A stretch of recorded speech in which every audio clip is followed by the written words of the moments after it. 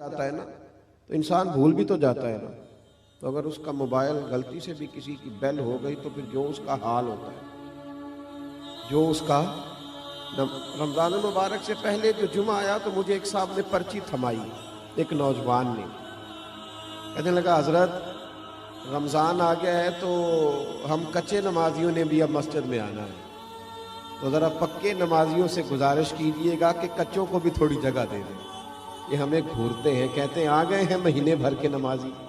تو گھورے نہیں, آپ جو آیا ہے ذرا اسے آنے دیں, ذرا اسے قریب کریں, اسے ذرا موقع دیں. آیا ہے نا, آئے گا تو انشاءاللہ بنے گا. حضور صلی اللہ علیہ وسلم نے پانی بہا دیا, پھر اس بدو کا ہاتھ پکڑ کے فرمایا کہ یہ مسجدیں پیشاب کے لیے نہیں ہیں, یہ غلاظت کے لیے نہیں ہے, یہ پاک جگہ ہے, یہاں سجدہ کیا جاتا ہے. وہ گھبرایا ہوا شخص, ٹوٹا ہوا آدمی, اس نے آنکھیں کھول کے حضور کا چہرہ انور دیکھا اور عرض کرنے لگا حضور مجھے خبر نہیں تھی, آج کے بعد میں احتیاط بھی کروں گا اور مسجد کا ادب بھی کروں گا.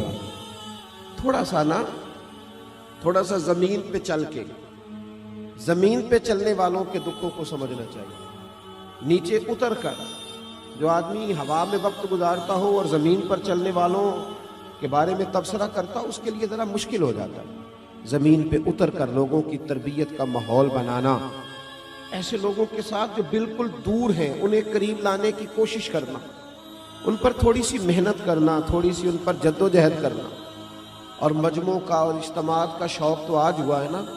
میرے نبی کریم علیہ السلام کے سامنے ایک شخص بھی بیٹھ کر دین کی بات پوچھتا تھا تو حضور اسی طرح بتاتے تھے جس طرح ہزاروں کے مجمع میں بیان کیا جاتا ہے.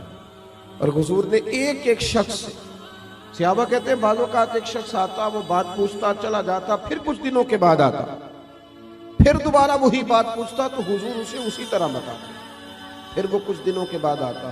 ہو سکتا ہے مجھ سے پوچھے تو میں ماں بدولت ناراض ہو جائے کہ تجھے کل ہی تو بتایا تھا. ہو سکتا ہے وہ دوبارہ پوچھے تو میں کہوں کہ بھائی میں تیرے لیے فارغ نہیں ہوں, مجھے اور بھی کچھ کام ہے. لیکن جتنی دفعہ کوئی آیا, جب آیا اور جو اس نے پوچھا میرے محبوب نے جھولی بھر کے عطا فرمایا. حضور صلی اللہ تعالی علیہ وسلم کا یہ رویہ تھا. ہمارے ہاں بھی لوگ خیرات لینے آتے ہیں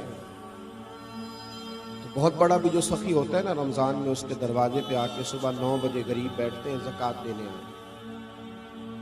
میرا یہ خیال تھا کہ آج آپ مجھے لائیو ہی سنتے, موبائل کی آنکھ سے نہ ہی دیکھتے, یہ میری خواہش تھی.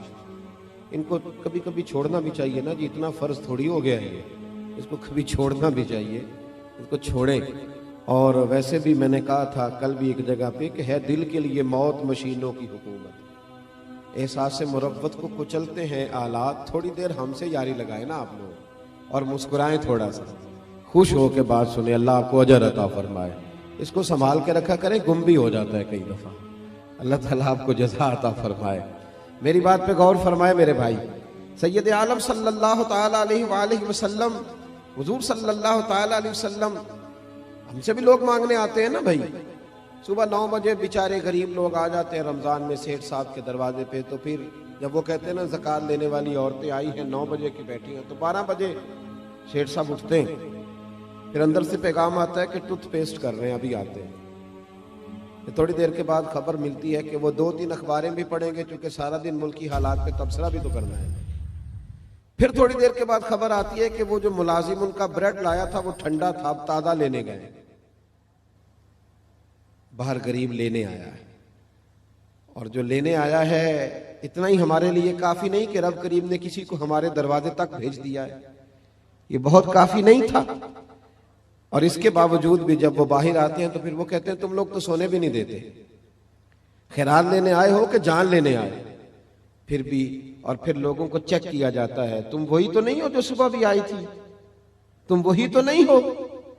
امام شافعی سے کسی نے کہا تھا, امام شافعی سے, کہ حضور میرا بھی دینے کو دل کرتا ہے پر مستحق بندہ نہیں ملتا, تلاش کرتا ہوں کوئی ایسا ملے تو دوں. تو آپ مسکرائے. تو اس نے کہا حضور مسکرائے کیوں ہے؟ تو آپ فرمانے لگے تو بتا جو اللہ نے تجھے دیا ہے تو اس کا مستحق تھا, مجھے تو بھی مستحق نہیں لگا. 50,000 پکڑ کر کسی بہت بڑے عالم کو جا کر لوگ کہہ دیتے ہیں بہت دفعہ, عالم یہ پیسے میں نے لگانے ہیں, مجھے بتائیے کہ مسجد میں ادارے میں کون سا کام ہونے والا ہے. یعنی اس عالم کو، شیخ کو بھی اتنا دیانتدار نہیں سمجھا جاتا کہ وہ 50,000 کہیں کھا نہ جائے۔ جب یہ رویے قوموں کے ہوتے ہیں تو پھر کیسے تربیت ہوتی ہے۔ میرے مصطفیٰ کریم کا بھی انداز دیکھیں، یہ بخاری ہے، یہ مسلم ہے۔ حضرت انس بن مالک فرماتے ہیں کہ حضور علیہ السلام نے سرخ دھاری دار چادر لی اور حضور نے کندھے پہ رکھی۔ سخت دھاری دار چادر نجران سے آیا کرتی تھی تو ذرا سخت ہوتی تھی، کچھ کپڑے سخت ہوتے ہیں نا۔ فرماتے حضور گزر رہے تھے تو ایک آدمی آیا، بھکاری، اس نے حضور کی چادر کو پکڑا پیچھے سے، اسے طریقہ نہیں آتا نا ابھی مانگنے کا، چادر کو پکڑ کے یوں کھینچا حضور کی توجہ کرانے کے لیے، جیسے کوئی بچہ کسی وقت پیچھے سے پکڑ کے دامن کھینچتا ہے، کھینچا۔ حضرت انس بن مالک فرماتے ہیں کہ اس زور سے اس نے کھینچا کہ حضور کی گردن پر میں نے نشان پڑا ہوا دیکھا، نازک وجود اطہر، نشان پڑ گیا۔ تو حضور نے جب پلٹ کر اس کی طرف دیکھا تو وہ کہنے لگا، اے محمد صلی اللہ علیہ وسلم، میں کچھ مانگنے آیا ہوں، مجھے کچھ دیجئے۔ میرا تو دروازہ بھکاری زور سے بجا دیتا تو میں اسے ڈانٹ دیتا، یہ کوئی طریقہ ہے؟ خیرات لینے آئے ہو، قرضہ لینے آئے ہو؟ لیکن جب اس نے کہا حضور کچھ دیجئے، تو حدیث کے لفظ یہ ہیں فَالْتَفَتَ إِلَيْهِ فَضَحِكَ۔ حضرت انس کہتے ہیں قربان جاؤں، محبوب نے جب اس کی طرف دیکھا تو حضور نے مسکرانا شروع کر دیا۔ یہ بڑا مشکل کام ہے کہ کوئی گلے میں چادر ڈال کے کھینچے اور انسان مسکرائے، لیکن بریلی کے امام فرماتے ہیں جس کے گچھے سے لچھیں جڑے نور کے، ان ستاروں کی نزہت پہ لاکھوں سلام، ان کے خطبے کی ہیبت پہ بے حد درود، اور ان کی باتوں کی لذت پہ لاکھوں سلام، اور جس کی تسکین سے روتے ہوئے ہنس پڑے، جس کی تسکین سے روتے ہوئے، کہتے ہیں حضور ہلکا سا تسکین کرتے تھے، پورا مسکراتے بھی نہیں تھے، تو رونے والا ہنسنا شروع کر دیتا تھا۔ اب یہاں ایک سوال پیدا ہوتا تھا کہ وہ تسکین تو پھر حضور کبھی کبھی کرتے ہوں گے نا، یعنی وہ موج تو کبھی کبھی آتی ہوگی، تو اعلیٰ حضرت نے اگلے مصرعے میں اس کا جواب دے دیا، فرمانے لگے ایسا نہیں تھا کہ پھر لوگوں کو انتظار کرنا پڑتا تھا کہ حضور مسکرائیں گے تو روتے ہوئے ہنسیں گے، فرمایا نہیں، جس کی تسکین سے روتے ہوئے ہنس پڑے اس تبسم کی عادت پہ لاکھوں سلام۔ اس مسکراہٹ کے لیے انتظار نہیں کرنا پڑتا، بلکہ یہ تو ہر وقت بہتی رہتی ہے، یہ تو حضور کی عادت ہے، اس تبسم کی عادت پہ لاکھوں سلام۔ فَالْتَفَتَ إِلَيْهِ فَضَحِكَ، حضور نے توجہ فرمائی تو مسکرائے۔ اس نے گلے میں چادر ڈال کے کھینچا ہے تو نبی پاک علیہ السلام نے فرمایا دو پہاڑیوں کے درمیان جتنی بکریاں کھڑی ہیں ساری ہی اسے دے دو، ساری۔ اب وہ شخص حضور کی تعریف کرنے لگا، اب اس نے حضور سے ادب سیکھا۔